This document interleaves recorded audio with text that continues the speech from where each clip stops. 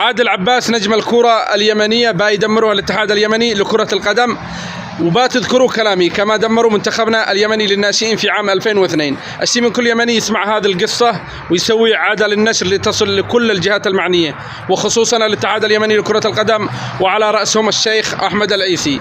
اللاعب عادل عباس صحيح أنه رائع ونجم وموهوب وقدم كرة خيالية ولعب مع منتخبنا اليمني للشباب وحصل على أفضل لاعب في بطولة كأس الخليج الأولى للشباب. لاعب رائع ولكن شاب، لا زال شاب.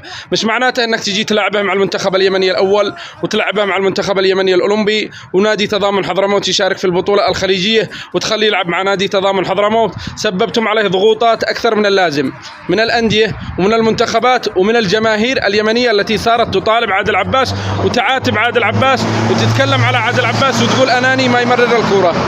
فرق لما تلعب مع منتخب الشباب وتجي تلعب مع المنتخب الأول، يعني فرق جسماني، فرق لياقة بدنية وخبرة. رأينا اليوم شاهدوا هذه اللقطات للاعب عادل عباس أمام المنتخب العماني، فقد الكرة، تمريرة غلط ورجعت له الكرة مرة ثانية. شاهدوا اللقطة.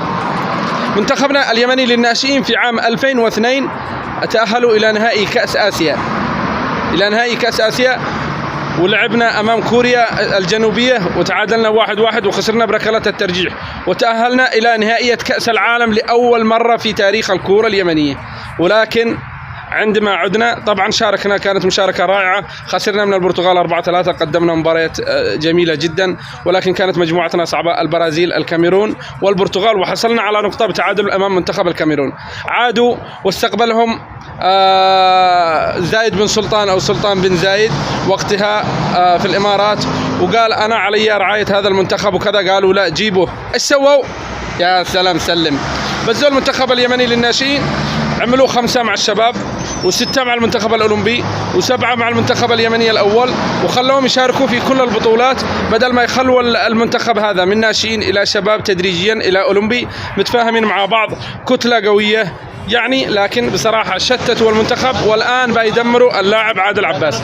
إن شاء الله بإذن الله ما يحصلش لعادل عباس كما حصل لمنتخبنا اليمني للناشئين. وتابعوا معلقكم اليمني هيمن عبد الله وسووا عدة نشر. وتحياتي لشعبي اليمني الأبي.